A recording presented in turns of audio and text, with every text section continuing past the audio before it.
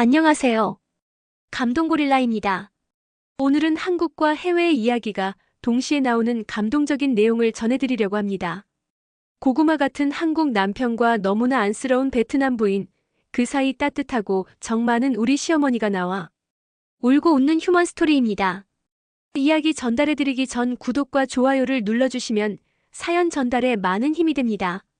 그러면 사연 시작하겠습니다. 우리 집은 베트남에서도 빈민가로 유명한 곳에 있었다. 우리 집은 그 중에서도 많이 가난했다. 그로 인해 난 20살이 되자마자 팔린 듯이 결혼을 하기 위해 머나먼 이방으로 왔다. 한국에 처음 도착한 날의 공기는 참 낯설었다. 베트남의 따뜻한 공기와는 전혀 다른 차갑지만 묘하게 마음을 가라앉히는 공기였다. 공항을 나서자 낯선 기온과 언어, 표정들이 나를 감쌌고 나는 그 틈에서 작은 외국인 신부가 되었다. 결혼이라는 단어가 나에게 사랑보다 생계를 의미하던 시절, 나는 가족을 위해 낯선 땅으로 발을 디뎠다. 그곳이 바로 한국이었다. 남편과 처음 만났을 때는 말이 통하지 않았지만 그는 조용하고 순한 사람이었다. 하지만 결혼 생활은 남편과의 사이만으로 이루어지는 것이 아니었다. 그보다 더 중요한 존재가 있었다. 바로 시어머니였다. 처음 시어머니를 만났을 때 그녀의 눈빛은 날카롭기도 하고 무표정하기도 했다. 나는 그 시선 속에서 내 존재가 평가당하고 있다는 것을 느꼈다. 그러나 그녀는 내게 수건을 내주며 말했다. 춥지? 나는 그 말 한마디가 그렇게 따뜻하게 느껴질 줄 몰랐다. 그날 밤 나는 그 수건을 꼭 안고 잠이 들었다. 말이 통하지 않아도 시어머니는 늘 몸짓과 표정으로 나에게 말을 걸어주었다. 내가 된장국을 짜게 끓이면 괜찮아. 다음엔 조금만 덜 넣어 하며 웃었고 김치를 만들다 매운 고춧가루에 놀라면 이건 이렇게 해야 맛있어라며 손수 보여주었다. 시어머니는 나를 다그치기보다 다독였고 나는 그녀를 통해 한국이라는 나라를 배워갔다. 한국 음식 예절, 계절의 변화, 그리고 정이라는 따뜻한 마음까지. 나는 그것을 손의 정이라 부르고 싶었다. 시어머니의 손은 거칠고 굳었지만 언제나 따뜻했다. 내가 아플 때는 미역국을 끓여주었고 더울 때는 선풍기 바람이 잘 드는 곳에 나를 앉혔다.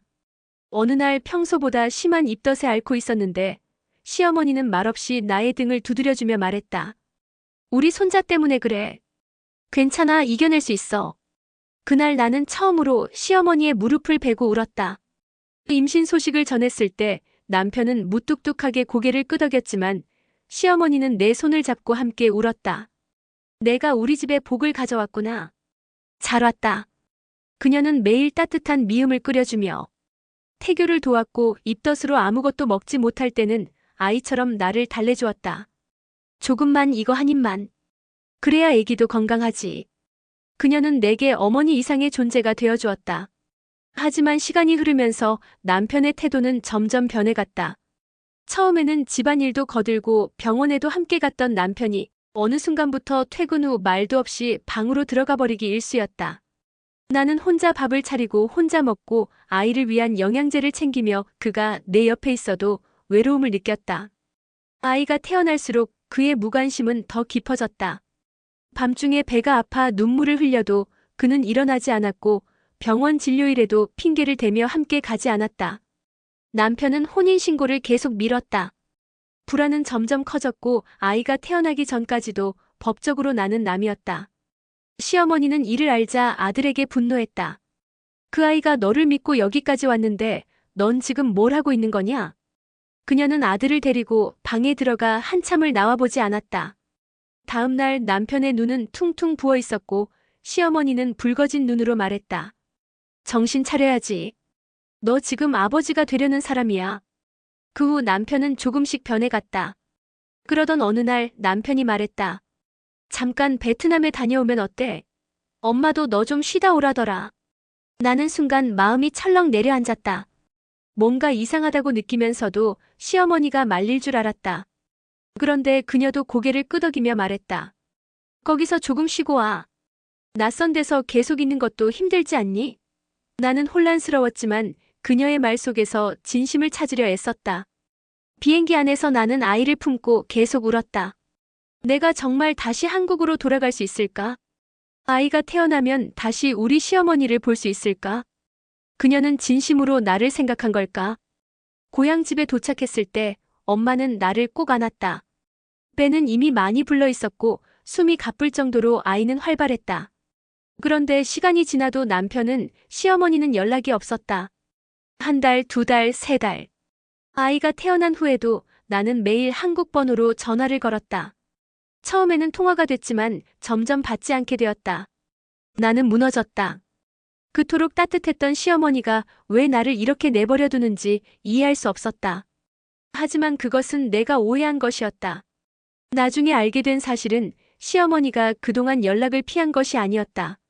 그녀는 그 시간 동안 아들을 설득하고 있었다. 무뚝뚝하고 말이 없던 남편은 아내와 아이를 외국에 두고 온 자신을 정당화하려 했고, 시어머니는 그런 아들을 앉혀놓고 매일같이 말했다고 한다. 그 아이는 너한테 와준 고마운 사람이야. 손자를 품고 너를 기다리는 사람이야. 그 아이를 버리면 너는 내 아들이 아니야. 시어머니는 말로만이 아니라 직접 행동으로 아들을 변화시켰다. 심지어는 때리기까지 하며 넌 사람이냐? 부끄러운 줄 알아야지. 라고 호통을 쳤다고 한다. 하지만 그것만으로는 부족했다. 남편은 계속 망설였고 그 사이 나는 외로움 속에서 점점 지쳐가고 있었다. 그러자 시어머니는 마침내 결심했다. 내가 데리고 올게. 그 아이는 내가 약속한 며느리고 이제는 우리 가족이야. 시어머니는 여권을 만들고 아들의 반대를 무릅쓰고 홀로 비행기에 올랐다. 베트남이라는 낯선 땅, 언어도 통하지 않는 나라였지만 그녀는 오직 나와 손자를 만나기 위해 망설이지 않았다. 시어머니는 내 고향 마을까지 어렵게 찾아왔다. 주소만 들고 몇 번이나 길을 헤매며 동네 사람들에게 묻고 또 물었다고 한다. 땀에 젖은 얼굴로 우리 집 앞에 도착한 그녀는 나를 보자마자 아무 말 없이 나를 꼭 안았다. 그녀의 몸에서 익숙한 된장 냄새가 났고 나는 그 순간 모든 의심이 눈 녹듯 사라지는 것을 느꼈다. 시어머니는 아이를 조심스레 안고 말했다. 얘야, 이 예쁜 손주를 나 혼자 두고 어떻게 살아? 널 데리러 왔단다. 그녀는 손수 준비해온 아기용품과 한국 음식을 꺼내놓으며 내가 그동안 얼마나 외로웠을지 안다고 말했다. 내 마음도 안다. 너무 늦어서 미안하다. 하지만 우린 널 절대 잊은 적 없다. 그 말에 나는 오열했고 그녀는 조용히 내 등을 토닥였다. 그 후 몇 일이 지나고 집 앞에 낯익은 한 사람의 그림자가 드리웠다. 남편이었다. 남편은 무릎을 꿇고 울며 말했다. 미안해. 진심으로 미안해. 부모님께도 사죄드리고 싶어. 시어머니는 내 손을 잡으며 말했다. 딸아, 이제 다시 가족이 되자. 아들놈은 널 절대 버린 적 없어. 우리는 서로를 껴안고 오랫동안 울었다. 그 후 내 부모님께 찾아간 남편은 무릎을 꿇고 진심으로 사죄를 드렸다. 정말 죄송합니다. 어린 나이에 저를 믿어주셔서 한국으로 보내주셨는데 너무나도 큰 잘못을 저질렀습니다. 앞으로 이런 일은 절대로 없을 것입니다. 부모님은 남편의 손을 붙잡고 오랜 기간 우셨다. 다음 날 시어머니는 베트남 내 고향집을 둘러보셨다. 좁은 마당과 낡은 지붕 빗물이 새는 벽을 바라보던 시어머니는 말없이 한참을 서 계셨다. 그러다 갑자기 내 손을 꼭 잡고 눈시울을 붉히며 말씀하셨다. 너는 왜 이런 데서 이렇게 살고 있었니? 왜 말 안 했니? 이렇게 힘든 줄 알았으면 도와달라고 말만 했으면 엄마가 왔을 텐데. 시어머니는 내 손등을 어루만지며 조용히 흐느끼셨다. 너무 미안하다. 우리 딸 얼마나 외로웠니? 그날 밤 시어머니는 우리 부모님과 마주 앉아 긴 이야기를 나누었다. 서로 말은 통하지 않았지만 표정과 눈빛만으로도 충분히 마음이 전해졌다. 그리고 한국으로 돌아온 후 시어머니는 즉시 준비를 시작했다. 우리 식구들 데리고 오자. 같이 살아야지. 몇 달 뒤 우리 부모님과 여동생은 한국 땅을 밟았다. 시어머니는 공항에서 그들을 반갑게 맞이하며 따뜻한 이불과 음식을 준비해 놓으셨다. 이제 진짜 식구네. 우리 딸, 우리 손주, 그리고 너희 부모님까지. 다 같이 살아야지. 한국으로 돌아온 후 남편은 가장 먼저 혼인신고를 했다. 그는 나의 손을 꼭 잡으며 말했다. 이제야 진짜 가족이 된 것 같아. 아이는 시어머니의 품에서 자라며 할머니라는 단어를 제일 먼저 배웠고 남편은 매일 아이를 목욕시키며 달라진 모습을 보였다. 시어머니는 여전히 매일 내 손을 잡고 말했다. 너 없었으면 우리 집은 웃음도 없었을 거야. 내가 있어서 나는 다시 젊어진 기분이야. 나는 이제 안다. 진정한 어머니란 피가 아니라 마음으로 이어진 사람이라는 것을. 그녀는 나에게 가족을, 용서를, 그리고 사랑을 가르쳐준 사람이다. 세상 사람들은 내가 버림받았다고 말할지도 모른다. 하지만 나는 안다.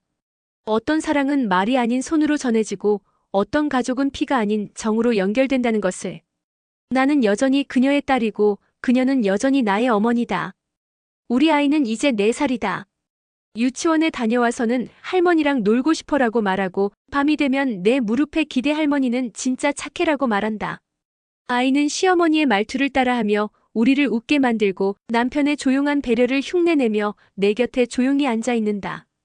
그 모습을 보며 나는 생각한다. 우리 셋은 하나였고 지금은 넷이 되어 더 단단해졌다고. 우리는 여전히 함께 밥을 먹고 함께 웃고 함께 하루를 시작한다. 시어머니는 매일 내 손을 잡고 말한다. 나는 내가 우리 집에 와줘서 참 고맙단다. 나는 대답한다. 엄마가 있어서 제가 웃을 수 있어요.